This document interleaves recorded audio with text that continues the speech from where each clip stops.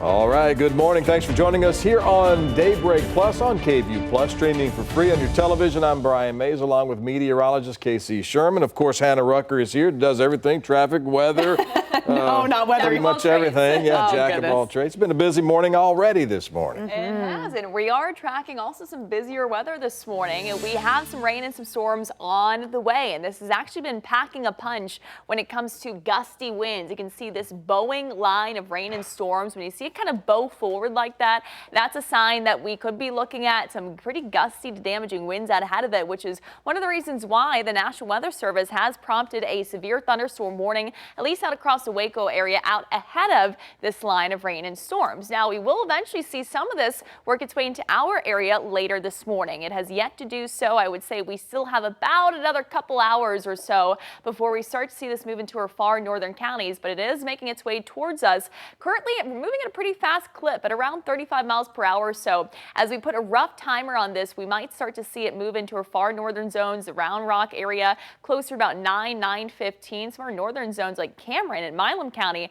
could see this closer to around 8:20, 8:30 or so in the morning. In Austin right now, I'm estimating this to arrive closer to between about 10 to 11 a.m. So as you start to plan out your day, right now the morning commute shouldn't be bad. It will be dry, but as we head into about the next 2 to 3 hours, we are anticipating activity to pick up. Make sure you have the umbrella today. We're going to be tracking certainly some heavy rain, some lightning, as we're already seeing with that line up through the Waco area. Don't have any severe risk from the Storm Prediction Center right now, but because we've already seen a history of this producing some gusty winds, I would say it'll be a possibility of also perhaps seeing that across our area, where it wouldn't completely rule out maybe a severe thunderstorm warning being issued, depending on how strong it holds as it works its way farther south. So all the things we'll be watching out for today. Those rain chances picking up late this morning, continuing through this afternoon before they start to drop off here pretty steadily for about mid-afternoon onward into the evening hours. 96 degrees for a high temperature today. It's going to be slightly below average when it comes to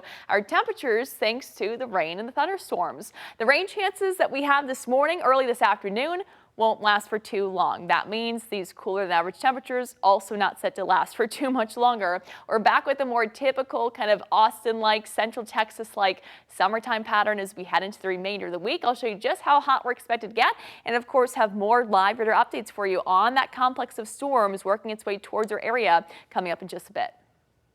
Oh boy, good to know, because we already have a lot of debris sitting around here, so everyone make sure everything is strapped down, especially as far as driving is concerned. We already kind of have an issue with that in Texas with things flying out of the back of everyone's truck, so just be aware of that today if those gusty winds moving in. Pretty sleepy though locally right now. We're off to a really great start here. 7:06. It has been pretty quiet as far as crashes are concerned this morning. We do have that slow typical crawl in the northbound lanes approaching Bluff Springs, but really no crashes for the stretch as of today. We had one a little bit earlier at Congress that was very short-lived, and so really no severe crashes as of right now. We do have one lane that is blocked out in Manor. That is because of some debris there at Springdale Road, but really pretty good for our Manor commuters coming in today. You know, this is usually lit up red by now, so we are in pretty good shape. And then, of course, all eyes are on the forecast for the lunch hour. The roads will get slick, so prepare accordingly for that. But right now, getting around shouldn't have an issue. But in case you missed it, once again, if you rely on the Cap Metro rail service downtown off of East 5th, that's a TO area, they are having issues because of the convention center construction. So they're going to have buses out there today if you do rely on that. Hannah, thanks. This morning, the battle over Texas' new congressional map boiling over. Today, we have team coverage on the Texas House Democrats breaking quorum to avoid a vote on that new map. Michael Courier is at the Capitol with House procedures and policy from Republicans. He's got a response from them. We begin, though, with Allison Martinez about what sparked the walkout and what's next. Allison? Brian, today the Texas House was set to take a vote on a bill to redraw the congressional district map, potentially creating 5 more Republican districts. But at least 51 Democrats are in Chicago, New York, or Massachusetts this morning to deny a quorum. Without 100 members present when the House convenes this afternoon, the body cannot conduct any business. Yesterday, Democrats from the Texas House of Representatives left from a private terminal at Austin's airport. Texas House Democratic Caucus Chair Jean Wu insists they left the state to protect the people of Texas. WU is blasting Republican efforts to, quote, disenfranchise Texans, and it's criticizing Republicans' transparency when it comes to the maps. Could you just at least show us the maps? Could you at least give us an idea of what you're thinking about, what you're doing? Could you please just at least file the bill to do the flooding relief? Just do something. Stop hiding the ball. Stop doing things in secret.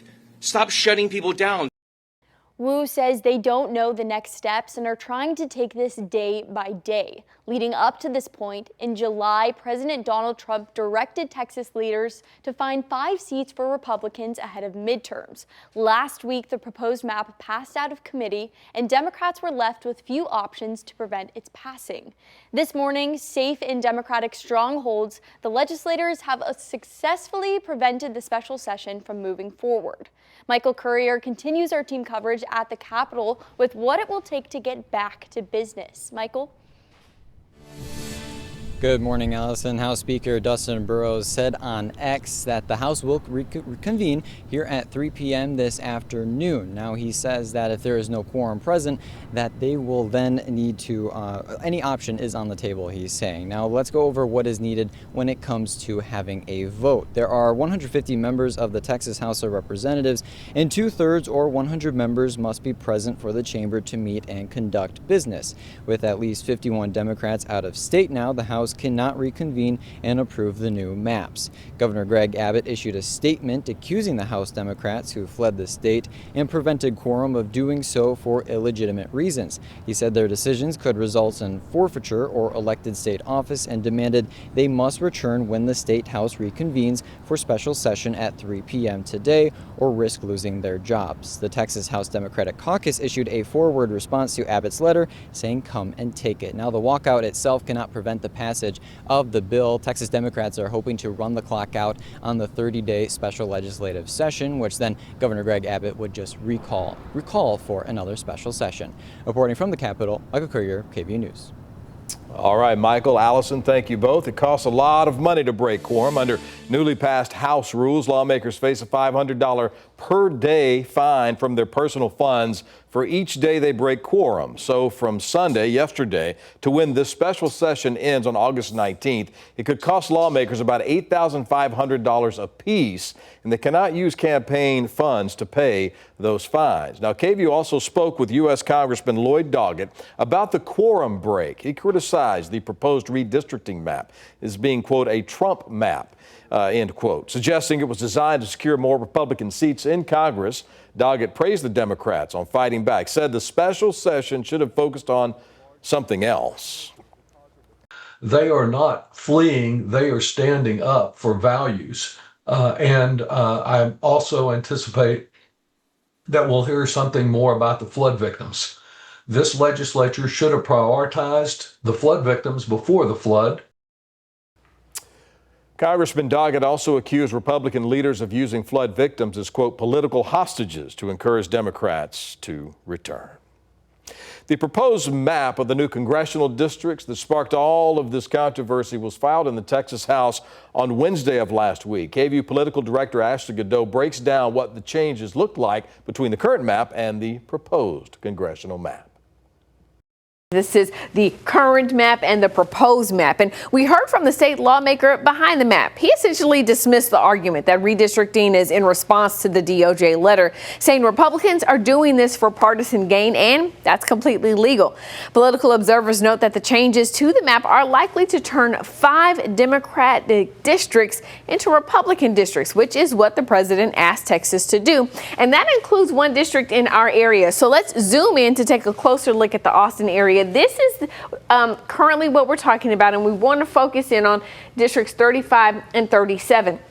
37 represented by Lloyd Doggett, 35 by Congressman Greg Casar. If you come over and see what happens, you see that District 37 starts to encompass all of the Austin area, and largely what was Greg Casar's district gets pushed in to District 27, which is represented right now by Republican Michael Cloud. And this is a large district. We're talking about putting parts of Austin all the way into a district that stretches down to Victoria. So that is an interesting move. If we talk about what's going on in North Texas, the DFW area, we have two districts here, 33 and 32, that you want to pay attention to. When you come over to this map, you can see that basically 33 and 32 are combined, and then that section of 32 then gets moved a little bit further north to more rural areas. That would knock out Representative Julie Johnson, who is a Republican. Two potential flips would happen in the Rio Grande Valley, and that's for the districts 28 and 34. They are currently held by Henry Cuellar and Vicente Gonzalez. Each of these, under the proposed maps, each of these districts would extend north a little bit, and they would extend north just enough to include counties that went for President Donald Trump in the last election, significantly went for him, and so that would be the changes there. The last area we want to talk about is the Houston area, where districts 9, 18 and 29 are what come into play. So District 9, which right now is represented by Al Green, really would become District 18. District 29, which is represented by Sylvia Garcia, includes the old 18, right, and some of 29. And then District 9, which was the late State Representative Sylvester Turner's, not state, U.S. Representative Sylvester Turner's district, would move out further east. And so that then moves into what presumably would be Republican territory. Now ahead this morning on Daybreak Plus, Representative James Tallarico, who represents parts of the Austin area, will join us live to discuss breaking quorum and what's next in the Texas House of Representatives. That live interview comes up in just a few minutes right here on Daybreak Plus. All right, let's switch gears now and talk about traffic. Hannah Rucker has a look at the roads this morning. Let's do it. A good Monday morning to you, Central Texas. Your time now is 7:15, and we're looking pretty good in our neck of the woods. But heads up if you're heading out towards Waco and Dallas. They've had some pretty active storms there so far this morning, but dry conditions for us here, and that's going to kind of change as the day goes on. And Casey's got the latest on that. Here's a live look, looking great in the southbound lanes. Here's Slaughter, but we do already have patches of stop and go in the northbound lanes. But as you can see, this is a really good looking map so far this morning as we are waking up, especially for a Monday. If you're heading out towards Bee Cave and the Y area here, either Dripping Springs or Bee Cave, really nice and quiet for us there, and really vice versa. If you're heading out east today, also really not too bad if you're heading out towards Houston or anything like that.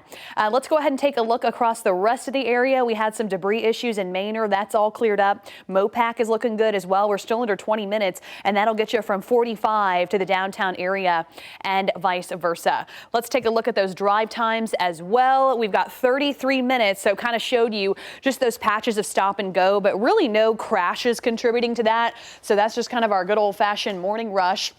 And under 20 minutes right now for Round Rock, so really not too bad to start off the work week. And with that, the countdown is on. I know there's so many mixed feelings, but it's okay. We got to get back to school, and we're going to make it a good time. And we are in that final full week of summer for many Central Texas school districts. And now is the time to make sure we're getting all these kids ready to go for the year. ABC's Melissa Adon shows us ways to save money on back-to-school shopping. As summer vacation turns the corner, soon classrooms will be filled with students, and now is the time for back-to-school shopping. Although consumers may be concerned about higher prices this year, shopping expert and mom Trey Bodge says having a good strategy can help you save. First of all, take inventory, and it seems so obvious, but so many parents that I talk to don't do this. Go through the backpack, see if there are supplies that can be reused, maybe give the backpack a good wash, have the kids try on all their clothes. You just have to make it fun for them, have them give you a fashion show, and then really get a sense of what they need. Back to school sales are underway with deals at retailers like Target, Walmart, and Amazon. Instacart has something called Deal Week, which is August 11th through the 17th, where you can get a free lunch essential item every single day, plus From the 11th through September 2nd, you can get an exclusive 20% off at certain retailers, including Staples and Container Store. Shopping secondhand can help save money on new-to-you clothes. If you've got teens and tweens, they may resist this, but what I would suggest is show them what your budget is, take them to, say, a Goodwill or a Salvation Army, and show them how far that budget can go. It can go a long way if you're buying secondhand, and then maybe you buy a few new things as well. And if you give your kids some power over their back-to-school shopping, you may be surprised by what smart shoppers they are. So what I like to do is give them a gift card and let them shop for themselves. When they are shopping with their money versus your money, they will be so much more careful. Melissa Adon, ABC News, Los Angeles. And tax-free weekend for school supplies is this weekend, August 8th through the 10th. Whether you shop in-store or online, you won't pay sales tax on clothing, shoes, school supplies, and backpacks that cost less than $100. That you will save you roughly $8.25 per $100. But the break-in sales tax doesn't apply to jewelry, purses, luggage, computers, or textbooks. And KVUE needs help making sure that students in Central Texas have what they need for a successful school year. You can donate to our school supply drive. You can scan the QR code there on your screen to donate, and you can also find a link on KVUE.com. The United Way will distribute the money raised to make sure kids who are most in need have what they need to start the new school year. And we want everyone to be feeling confident heading back to school. Thanks again for joining us. And now on KVUE Daybreak Plus, we're going to do a quick traffic and news cut-in, weather cut-in, I should say, and then we'll be right back here.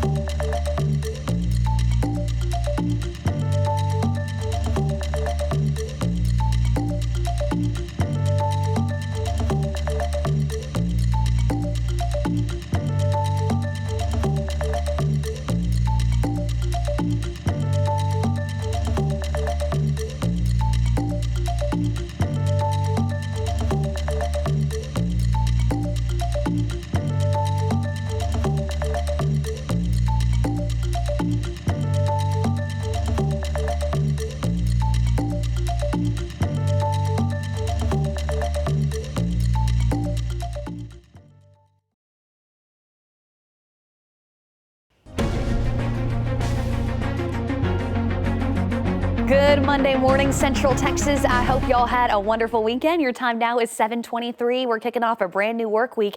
And for some of you, kind of that last little taste of summer, if you will. Taking a look, seeing slowdowns already, a couple miles worth in the northbound lanes heading towards Bluff Springs. But as far as crashes are concerned, it has been pretty darn quiet out there to start off the Monday morning commute here. As you can see, we've got a really good looking map with minor slowdowns. We had some debris in Manor on 290, but even that is clearing up. So we're in really good shape. Heads up, though, if you're heading out towards Waco and Dallas, some of those folks have been waking up to storms today, and Casey's got the timeline on how that's going to impact us kind of in the next couple hours. But right now, as you can see, we are in pretty good shape to start things off. And with that, let's send it over to Casey with an active radar. Yeah, and this is what we are tracking. This complex of storms that already has had a history of gusty to damaging winds, severe thunderstorm warnings out ahead of this Boeing line that continues to work its way to the south and east around 40 miles per hour. This is heading in our direction. I do think the part of it that's currently severe thunderstorm warned is going to stay off to the east of us, but notice this line now back building farther off to the west. This is what could be bringing us some heavy downpours, some frequent lightning, and maybe even some gustier winds as it works its way in from the north. So Round Rock, you can expect this closer to about 9:20, 9:30 or so. Austin, if this manages to hold together, we're expecting this closer to about 10, 10:30, 11 a.m. So keep the umbrella handy today. You'll need it at least for the first half of the day. We will start to see those rain chances decrease, though, as we get closer to around the dinner time hour, and then we're looking dry heading into tonight. Today is really featuring the only chance for rain all week long, other than a stray shower tomorrow. We're drying things up and heating things up as we head into the remainder of the work week.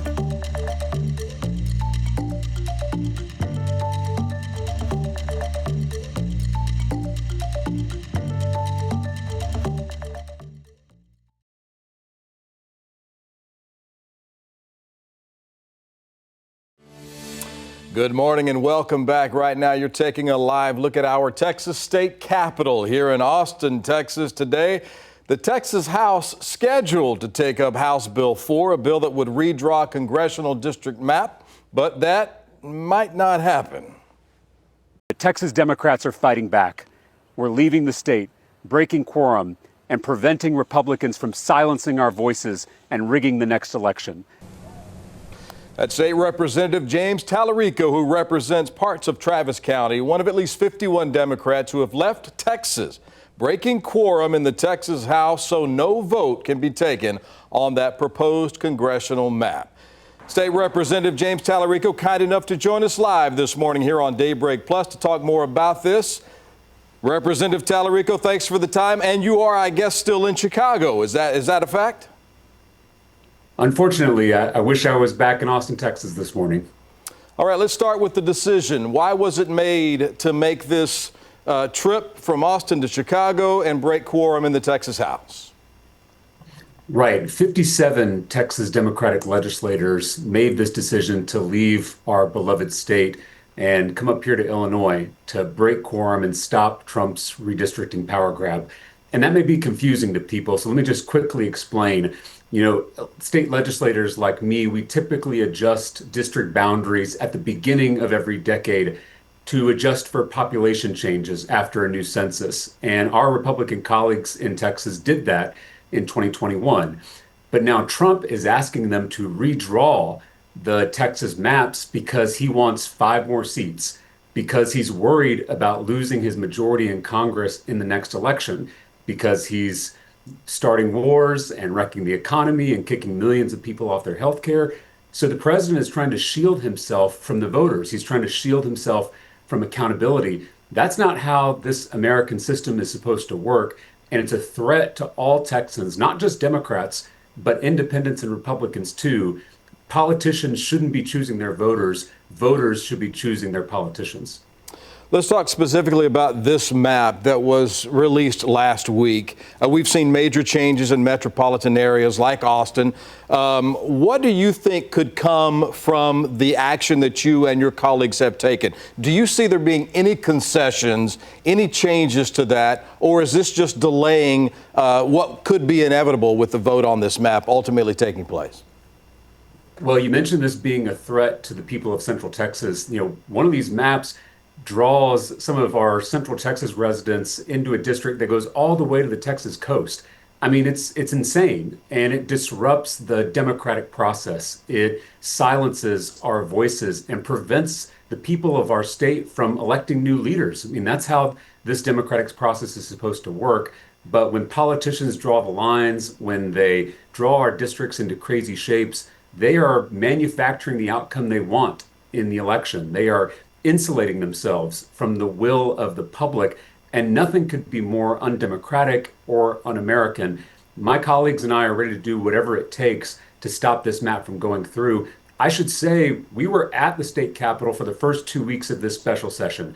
We tried so hard to work with our Republican colleagues across the aisle to prevent this from happening. We urged them to prioritize flood victims and flood relief, which they refused to do. Instead, Governor Abbott used those flood victims in the Hill Country and across Central Texas as leverage to do Donald Trump's bidding and pass these rigged maps. So you mentioned the president, and this seems to be something coming from the top. And when he speaks, it seems like Republicans in Texas at all levels listen to what he has to say. I don't know if it's for fear of their own position or for their strength in numbers, but do you think that having him involved is making it any more, giving them any more pressure to follow through with this map? I do. And gerrymandering is when you draw these districts into crazy shapes. It's a weird word, but that's what it means. And it happens in all states, and it happens in both political parties. Democrats do it in blue states, Republicans do it in red states. Republicans did it in Texas in 2021, and we didn't break quorum. What's unusual here is that, one, the request is coming directly from the President of the United States. You know, I would hope that a Texas governor would be able to tell the president, regardless of their party, not to mess with Texas. But unfortunately, when Donald Trump says jump, Greg Abbott asks how high. And that's what we're seeing here. The second unusual thing is that this is happening in the middle of the decade. Again, I said earlier that these redistricting plans usually come out at the beginning of a decade. We already did that 4 years ago. It's basically like two teams coming out of the locker room at halftime, and the team that's ahead says they want to change the rules in the second half to stay ahead. I mean, it's cheating, plain and simple. And so if the Republicans are going to cheat, we're not going to play. It can get expensive to do what you all are doing. You know that. Not just staying there outside of the state, but the fines that can be imposed upon you per day can add up after a while. How are you all paying for that? I'm ready to pay for these fines myself. And believe me, I don't have that kind of money right now. And so, this is going to be painful financially for me. You know that state legislators in Texas only make about $600 a month before taxes. As part of our state rep job. We all have day jobs to be able to make ends meet, and many of us are leaving behind those day jobs to take this stand. Some of my colleagues are leaving behind young children. Some of them are leaving behind aging parents. So this was not a decision we made lightly. We did this because we were forced to do so by our Republican colleagues. They pushed us to this point. And ultimately, despite the costs, whether it's personal, financial, or political, my colleagues and I are ready to take a stand for our constituents, and not just Democrats. We are fighting for our independent and Republican constituents too, because we need free and fair elections for everyone in every community. That is how this democracy is supposed to work, and we're ready to do whatever it takes to protect the American experiment. Couple of more things. James Talarico, thanks so much for taking the time for us here in Austin this morning. The governor has said whoever's not there at 3 o'clock today could be removed from membership in the House. Do those words concern you?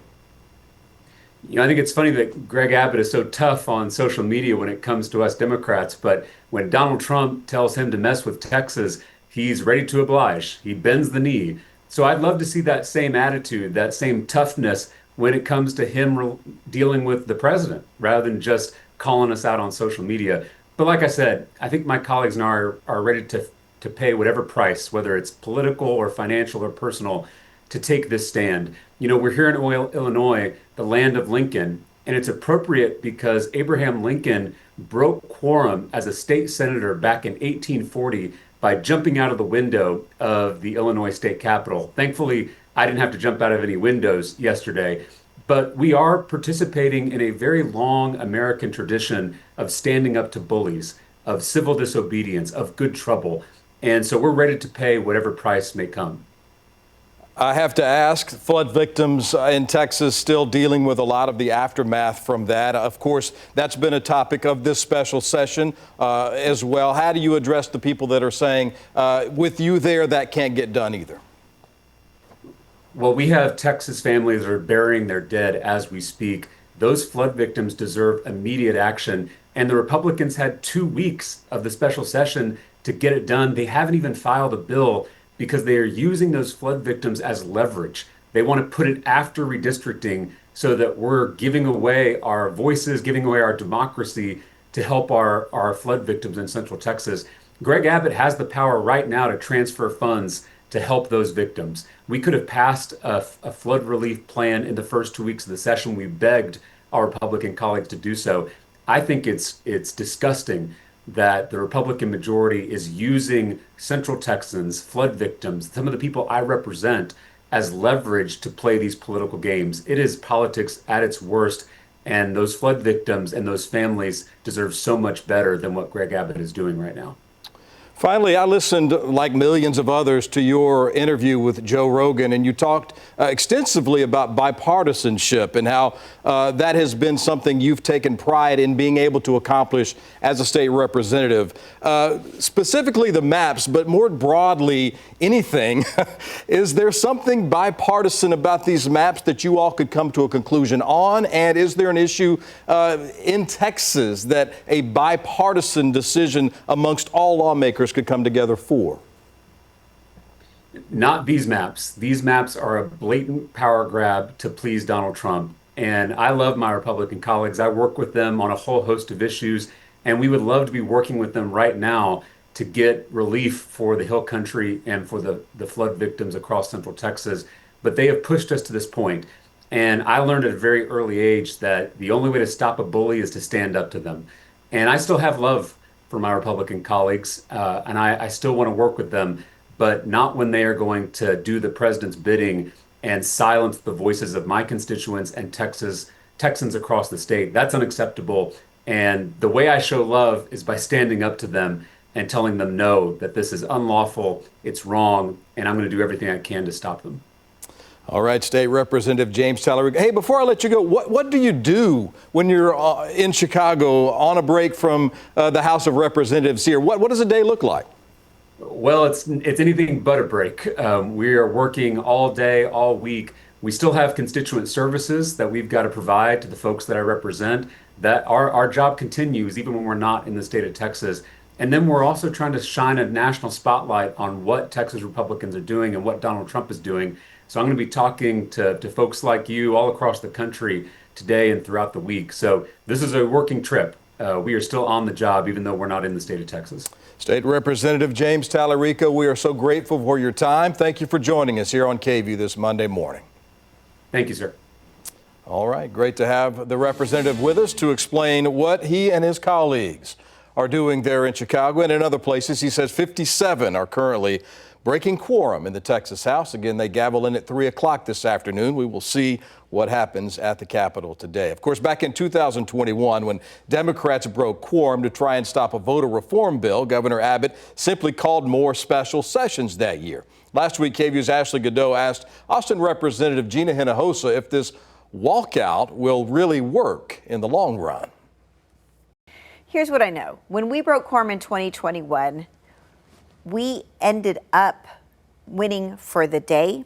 And then it turned out that we shone such a spotlight on the Republicans' bill that would have banned Sunday morning voting, targeting souls to the polls to end that tradition. It would have allowed an elected judge to overturn the will of the voters and overturn election results. They were so embarrassed by what they had put in, literally in the middle of the night, that they dropped those provisions from the bill and they gutted their own bill. We could not have known that when we broke quorum to win for the day.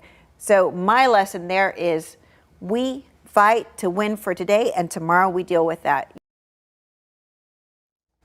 We'll have continuing coverage, of course, of the Texas special session and the Democrats breaking quorum all day today on KVUE Plus and on KVUE News beginning at 4 o'clock this afternoon. Busy day in news, a busy day in weather today. KC's got an update on that radar. Yeah, and we will be looking at the return of rain and thunderstorms. I know we saw some of that on Saturday. We had a little bit of a break yesterday, but today again, we'll be tracking more rain and even some thunderstorms as we head into likely about the next couple hours or so, hour and a half is when I'm expecting this to begin to move into at least our far northern counties. This is the complex of storms we've been tracking all morning long. It started off in the Dallas metro area. It's now moving down through the Waco area. Severe thunderstorm warning out in a portion of this line of rain and storms where it has been packing a punch in terms of some damaging winds. We've already had some reports of some wind damage for friends up to the north from this particular line. So it's something that we will be watching very closely here as we head into about the next 2 to 3 hours. We've been pretty quiet so far.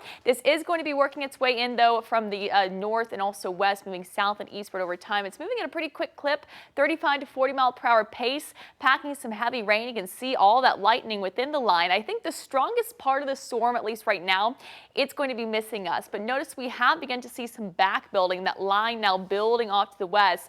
This is what we'll be tracking to eventually move into our area later this morning. I think it's going to be a little bit more broken apart compared to, of course, this part of the cluster here, but still could be packing a punch in terms of some quick heavy downpours and some gusty winds and lightning too. Putting a rough tracker on this, I expect this to begin to move into our northern zones, areas like Round Rock, closer to about 9:15 to 9:30. So again, we're talking about within about the next hour, hour and a half from now, starting to see some of that push into our northern zones.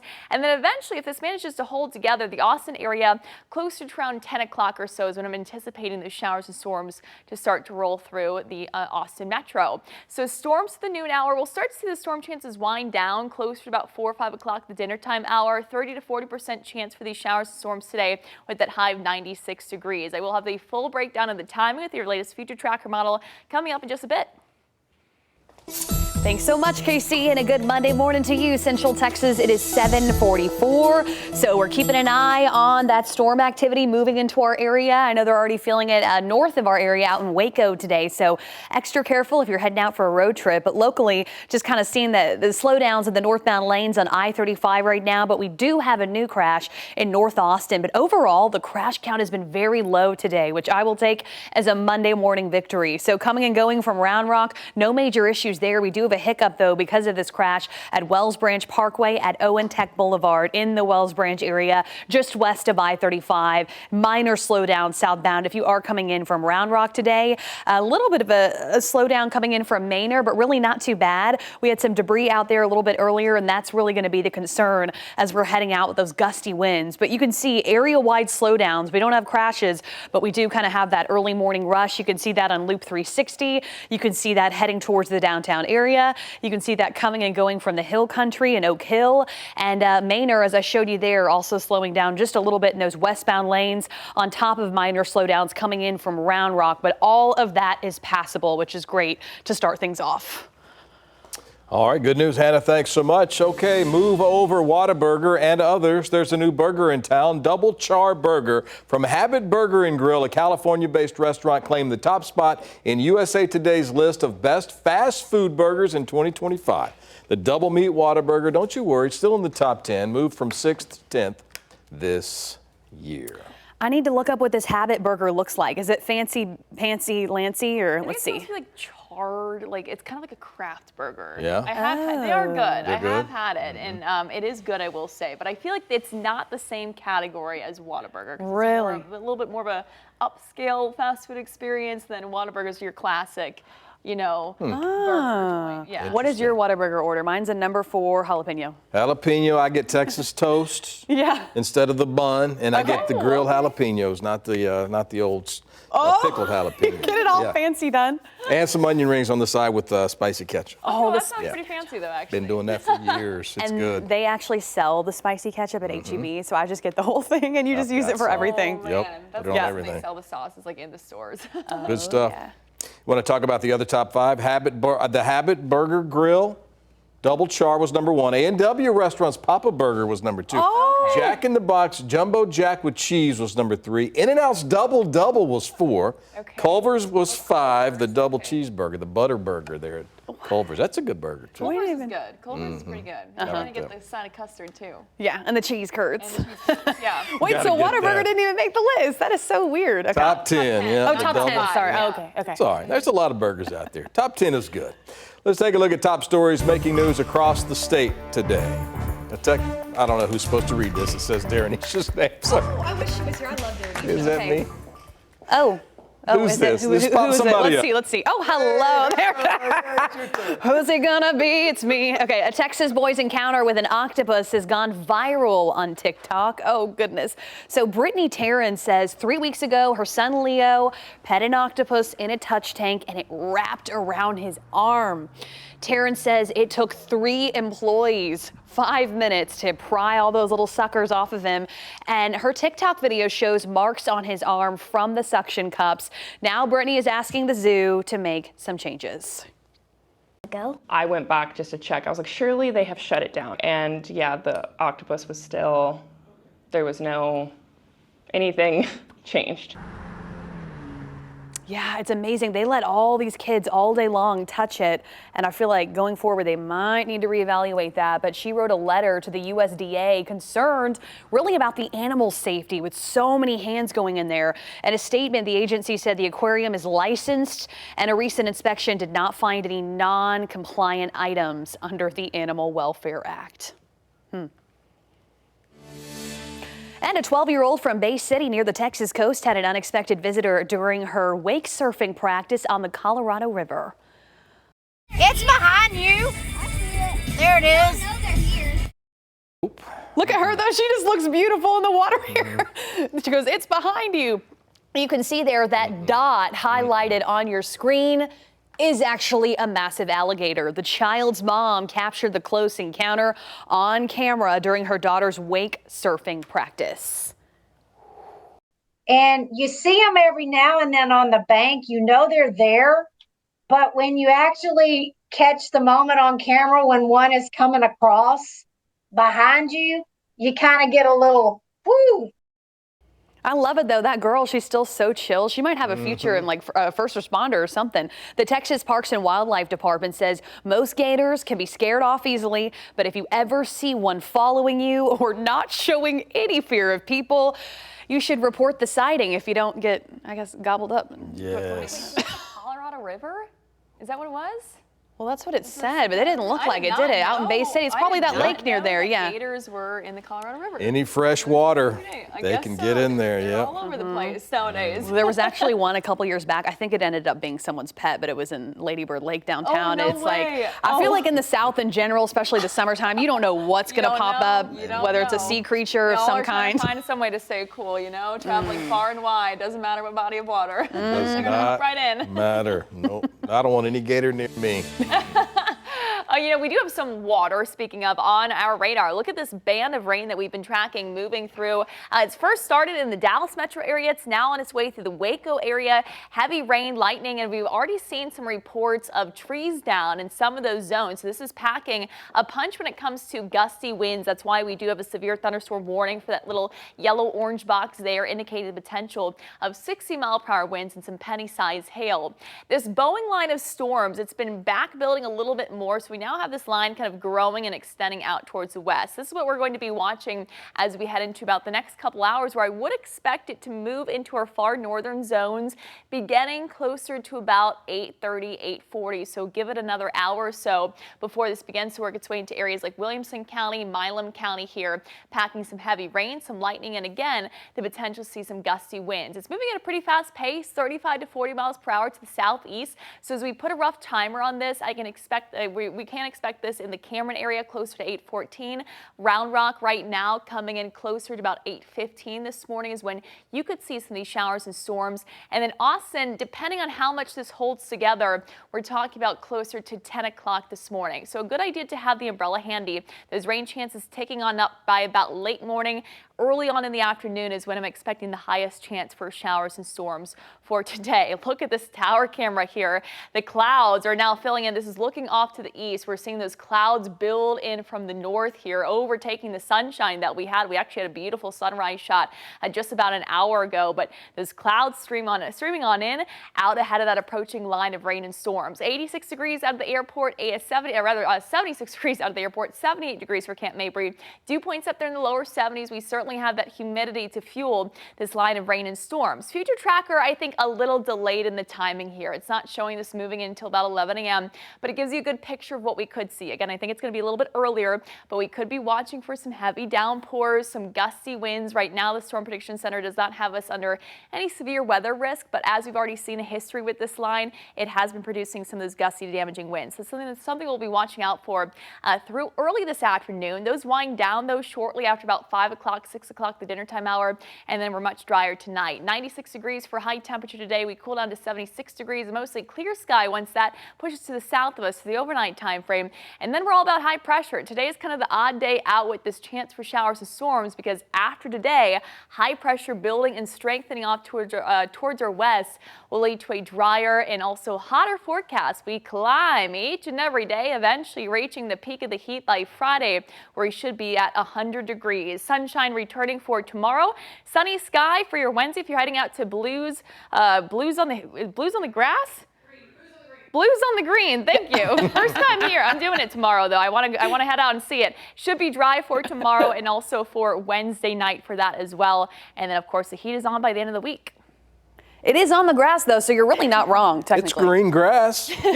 At least this summer, there's been enough rain, right? No kidding. Wait till October, though. Goodness. All right, that's it for us. We'll be back here tomorrow morning, beginning at 4:30 a.m. for Daybreak, and then, of course, Daybreak Plus, Hannah, starts at 7 usually. All morning long. Yeah. We'll be right here. Bye.